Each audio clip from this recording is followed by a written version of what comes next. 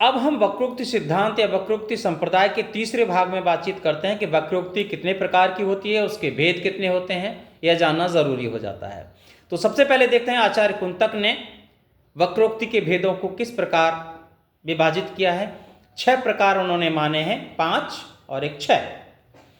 तो इसमें सबसे पहला आप देखेंगे वर्ण विन्यास वक्रता, और दूसरा है पद पूर्वार्ध वक्रता, तीसरा है पद पदार्थ वक्रता, चौथा है वाक्य वक्रता, पांचवा है प्रकरण वक्रता और छठा है प्रबंध वक्रता। इन 6 को अब विस्तार से हम देख लेते हैं, चर्चा कर लेते हैं कि वर्ण विन्यास वक्रता क्या होती है। वर्ण विन्यास सौंदर्य में आचार्यों ने यमक और अनुप्रास का विवेचन किया है। आचार्य कुंतक ने अपनी अवधारणा इस प्रकार स्पष्ट की है कि अनुप्रास सौष्ठव के लिए कवि को अति निर्बंध न होना चाहिए। क्यों? क्योंकि वे आगे स्पष्ट करते हैं कि वर्ण कर्ण मधुर और सुंदर होने चाहिए तथा पूर्ण आवृत्त वर्णों का प्रयोग होना चाहिए। इसके अलावा उन्होंने एक बात बहुत अच्छी कही है। ये कहते हैं कि रीति और गुण के अनुरूप ही अनुप्रास की योजना होनी चाहिए, यानी जैसा गुण जैसी रीति उसी प्रकार के अनुप्रास का संयोजन करना चाहिए। इसी प्रकार प्रसाद गुण, शब्द माधुर्य और औचित्य को यमक में जरूरी मानते हैं। दूसरी है हमारी जो वक्रता है पद पूर्वार्ध वक्रता, यानी जैसा कि इसके नाम से स्पष्ट है, पद के पूर्वार्ध में रहने वाली वक्रता।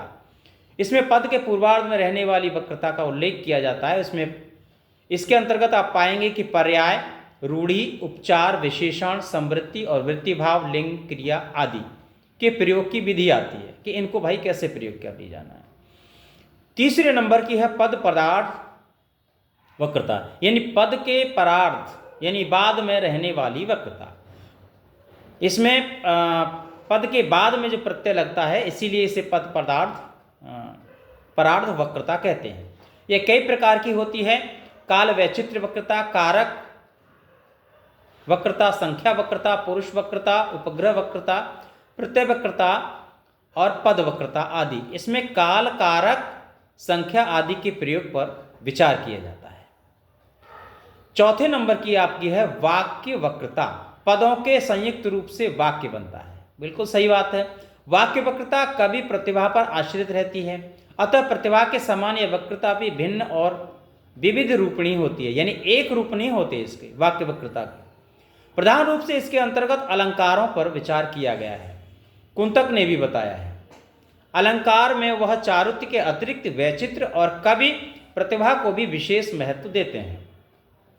अलंकार के साथ साथ रस वैचित्र को भी बहुत महत्वपूर्ण माना है। वाक्य वक्रता के अंतर्गत वस्तु वक्रता भी आती है। वस्तु का स्वरूप 2 प्रकार का इन्होंने माना है, स्वभाव प्रधान और रस प्रधान। जाहिर सी बात है, स्वभाव वाले में स्वभाव प्रधान होगा और रस वाले में रस की प्रधानता होगी। 5वीं होती है प्रकरण वक्रता। वाक्यों के सहयोग से प्रकरण बनता है। प्रकरण प्रबंध का एक अंश मात्र है, अतः प्रबंध सौष्ठव के लिए प्रकरण की चारता पर भी ध्यान दिया जाना चाहिए। अनेक लालित्यपूर्ण और सरस प्रसंगों के प्रकरण में सौंदर्य का समावेश किया जाता है।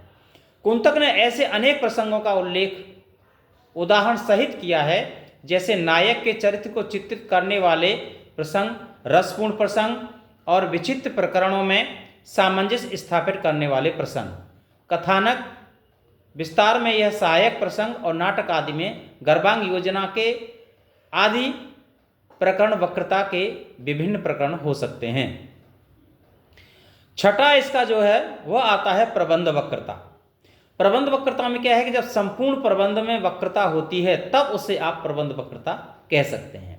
संस्कृत ग्रंथों में इस पर बहुत विस्तार से चर्चा आपको देखने को मिलेगी। इसी के साथ रीति संप्रदाय या रीति सिद्धांत का यह वीडियो समाप्त होता है। फिर आगे मिलेंगे दूसरे वीडियो के साथ। बने रहिए हमारे चैनल पर। धन्यवाद।